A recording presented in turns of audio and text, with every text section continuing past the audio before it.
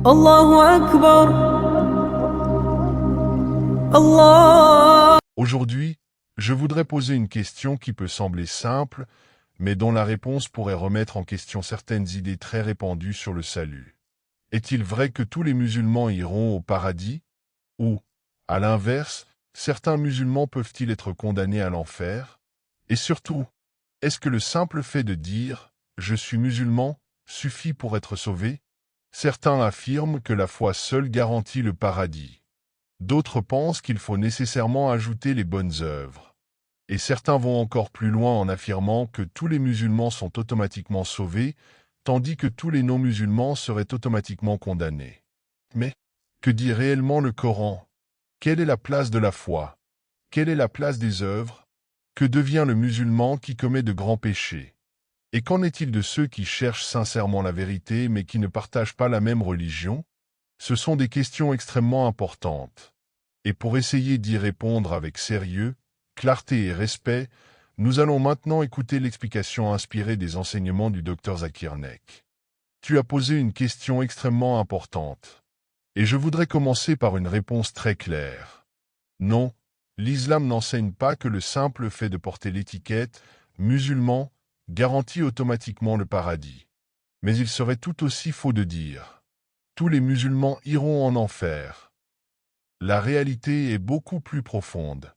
Et pour la comprendre, nous devons commencer par distinguer trois choses. La foi, les œuvres et la miséricorde d'Allah. Imaginez une personne qui dit « Je suis musulman ». Puis elle pense que cette simple déclaration lui garantit automatiquement le paradis, quoi qu'elle fasse. Est-ce cela que nous enseigne le Coran? Non. Le Coran associe à de nombreuses reprises la foi aux bonnes œuvres. Allah annonce la bonne nouvelle à ceux qui croient et accomplissent de bonnes œuvres. Cette association est extrêmement importante, parce que la véritable foi n'est pas simplement une parole prononcée avec la langue. La foi doit avoir une influence sur le comportement. Elle doit transformer la personne. Si je prétends croire en Allah, cette croyance doit apparaître dans ma manière de vivre, dans ma prière, dans mon honnêteté, dans ma relation avec mes parents, dans ma manière de traiter les pauvres, dans ma manière de traiter mes voisins, dans ma façon de réagir lorsque personne ne me regarde. La question n'est donc pas simplement « Quelle étiquette portes-tu » La question est « Que fais-tu de cette foi » Maintenant, voici un autre point fondamental. Si la foi et les bonnes œuvres sont importantes, cela signifie-t-il que nous pouvons acheter notre place au paradis uniquement par nos actions? Non. Le prophète Muhammad a enseigné dans un hadith authentique rapporté par Muslim qu'aucun être humain n'entrera au paradis grâce à ses œuvres seules. Les compagnons furent surpris et demandèrent, en substance, « Même toi, ô messager d'Allah ?»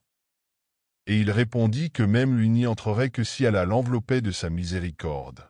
Pourquoi ce hadith est-il si important? Parce qu'il nous enseigne l'équilibre. Le musulman doit accomplir des œuvres, mais il ne doit jamais devenir arrogant à cause de ses œuvres. Il doit faire des efforts, mais il doit toujours dépendre de la miséricorde d'Allah. Il doit craindre ses péchés, mais il ne doit jamais désespérer du pardon d'Allah. Voilà probablement la question la plus importante de toute cette discussion. Si l'étiquette seule ne suffit pas, et si les œuvres seules ne suffisent pas, alors qu'est-ce qui nous sauve? La réponse doit être comprise à travers plusieurs éléments. La foi sincère, les bonnes œuvres, le repentir, la sincérité et surtout la miséricorde d'Allah. Ce n'est donc pas un système mécanique. Ce n'est pas « j'ai fait 10 bonnes actions, donc je gagne le paradis ». Et ce n'est pas non plus « j'ai commis 10 péchés, donc je suis définitivement condamné ». Allah connaît ce que nous ne connaissons pas. Il connaît nos intentions. Il connaît nos circonstances. Il connaît nos faiblesses. Il connaît ce que nous avons appris. Il connaît ce que nous avons ignoré. Et il connaît parfaitement ce qui se trouve dans chaque cœur. Le Coran, dans la sourate Fatir, verset 32, évoque différentes catégories parmi ceux qui ont reçu le livre. Ceux qui sont injustes envers eux-mêmes, ceux qui suivent une voie moyenne, et ceux qui devancent les autres dans les bonnes actions, par la permission d'Allah. Cela nous montre une réalité fondamentale. Les croyants ne sont pas tous au même niveau. Il existe des différences dans la foi, des différences dans les œuvres, des différences dans la sincérité, des différences dans la relation avec Allah. C'est pourquoi nous devons être prudents lorsque nous parlons du destin individuel d'une personne. Nous pouvons expliquer les principes. Nous pouvons parler de ce que le Coran et la Sunna enseignent. Mais le jugement ultime appartient à Allah. Maintenant, une autre question importante. Que arrive-t-il aux musulmans qui croient en Allah mais qui commettent de grands péchés? Est-il automatiquement devenu mécréant? Est-il automatiquement condamné à l'enfer? Non. L'islam fait une distinction entre le péché et le rejet de la foi. Une personne peut être croyante et pourtant tomber dans le péché. Mais cela ne signifie pas que le péché devient insignifiant. Au contraire, le musulman doit se repentir. Il doit reconnaître sa faute. Il doit chercher le pardon d'Allah. Et il doit essayer de ne pas retourner volontairement vers le même péché. Il existe donc un piège dans lequel certains croyants peuvent tomber. Ils pensent « Je suis musulman. Allah me pardonnera forcément. Alors je peux faire ce que je veux. » Cette attitude est extrêmement dangereuse. La confiance en Allah ne signifie pas l'abandon des obligations. L'espérance en la miséricorde d'Allah ne signifie pas qu'on doit rechercher volontairement le péché. Le croyant doit vivre entre la crainte et l'espérance. Il craint le jugement d'Allah, mais il espère sa miséricorde. Il travaille pour le bien, mais il ne devient pas arrogant. Il tombe parfois, mais il se relève. Il demande pardon, et il continue son chemin. C'est ici qu'un autre message du Coran devient extrêmement puissant. Allah dit dans la sourate Az-Zumar, verset 53. Ne désespérez pas de la miséricorde d'Allah. Regardez la profondeur de ce message. Une personne peut avoir commis énormément de fautes. Elle peut avoir vécu pendant des années loin d'Allah. Elle peut avoir fait des choses qu'elle regrette profondément. Mais le croyant ne doit jamais conclure. Allah ne me pardonnera jamais. Pourquoi? Parce que le désespoir de la miséricorde d'Allah n'est pas une solution. La solution est le repentir. Revenir vers Allah, reconnaître ses erreurs, et recommencer à marcher dans la bonne direction. Revenons maintenant à la question initiale. Tous les musulmans iront-ils en enfer? Non. Le Coran ne dit pas que tous les musulmans, sans aucune distinction, sont destinés à l'enfer. Mais le Coran ne nous donne pas non plus une licence pour dire « Je suis musulman, donc je suis automatiquement assuré du paradis quoi que je fasse ». Le musulman doit avoir de l'espérance. Mais il ne doit pas avoir un faux sentiment de sécurité. Il doit avoir de la crainte. Mais il ne doit pas sombrer dans le désespoir. Voilà l'équilibre. Maintenant, abordons une question encore plus sensible. Qu'en est-il des chrétiens et des autres personnes qui ne sont pas musulmanes? Est-ce que l'islam enseigne simplement musulman égale paradis, non musulman égale enfer? La question mérite beaucoup plus de nuances. L'islam affirme certaines vérités doctrinales fondamentales, notamment l'unicité absolue d'Allah. Et il existe des différences importantes entre la théologie islamique et la théologie chrétienne. Mais lorsqu'il s'agit de personnes individuelles, nous devons être extrêmement prudents. Pourquoi? Parce qu'Allah connaît ce qui est réellement parvenu à chaque personne. Il connaît ce qu'elle savait. Il connaît ce qu'elle ignorait. Il connaît ses intentions. Il connaît les circonstances de sa vie. Et surtout, Allah est le juge parfait. Nous ne devons donc pas nous comporter comme si nous connaissions le jugement final d'Allah concernant chaque individu. Et c'est précisément ici que le dialogue entre musulmans et chrétiens peut avoir une grande valeur. Le dialogue ne signifie pas que nous devons prétendre que toutes les religions enseignent exactement la même chose. Ce n'est pas le cas. Il existe des différences profondes. Mais nous pouvons discuter de ces différences sans haine. Nous pouvons poser des questions. Nous pouvons lire les textes. Nous pouvons examiner les arguments. Nous pouvons rechercher la vérité. Et nous pouvons respecter la personne même lorsque nous ne partageons pas sa croyance. C'est une distinction extrêmement importante. Respecter une personne ne signifie pas nécessairement être d'accord avec toutes ses croyances.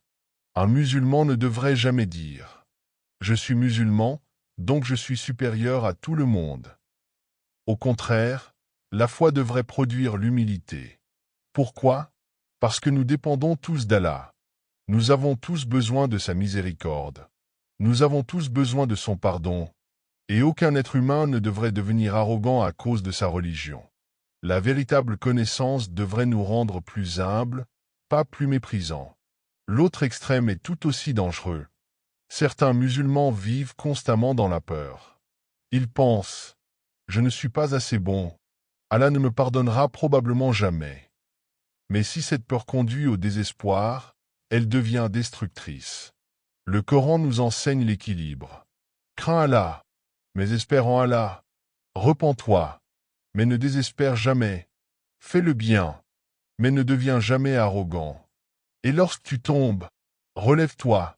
Après tout ce que nous venons de dire, je pense qu'il faut poser une question encore plus personnelle. Au lieu de demander uniquement « Qui ira en enfer ?» Demande-toi « Où en suis-je, moi, dans ma relation avec Allah? Ma foi est-elle sincère? Mes actes correspondent-ils à mes paroles? Est-ce que je demande pardon lorsque je commets une faute? Est-ce que je traite mes parents correctement? Est-ce que je suis juste avec les autres? Est-ce que je cherche réellement la vérité? Ou est-ce que je me contente simplement d'une étiquette? Parce que connaître le mot « islam » est une chose, mais vivre selon les principes de l'islam en est une autre. À mes frères et sœurs musulmans, je dirais ceci. Ne vous sentez jamais automatiquement sauvés simplement parce que vous êtes nés musulmans. Ne laissez jamais votre identité religieuse devenir une excuse pour commettre l'injustice. Ne méprisez jamais les autres. Ne pensez jamais que vos bonnes œuvres vous donnent le droit de devenir arrogant. Mais, ne désespérez jamais non plus de la miséricorde d'Allah. Si vous avez péché, repentez-vous. Si vous êtes tombé, relevez-vous. Si vous vous êtes éloigné, revenez. Et continuez à avancer. À nos frères et sœurs chrétiens qui regardent cette vidéo. Si vous souhaitez comprendre l'islam, ne vous contentez pas de ce que quelqu'un dit de l'islam. Lisez. Posez des questions. Écoutez. Comparez. Cherchez. Et surtout, cherchez la vérité avec sincérité. Le dialogue entre musulmans et chrétiens ne devrait pas être une compétition pour humilier l'autre. Il devrait être une occasion de comprendre ce que chacun croit réellement. Alors revenons une dernière fois à la question. Tous les musulmans iront-ils en enfer? Non. Mais cela ne signifie pas non plus que le simple fait de porter le nom de musulman garantit automatiquement le paradis. Le salut ne doit jamais être considéré comme une récompense mécanique attachée à une simple étiquette. La foi compte. Les œuvres comptent. La sincérité compte. Le repentir compte. Et la miséricorde d'Allah est essentielle. Nous devons donc éviter deux extrêmes. L'orgueil qui dit « Je suis forcément sauvé » et le désespoir qui dit « Je suis forcément condamné ».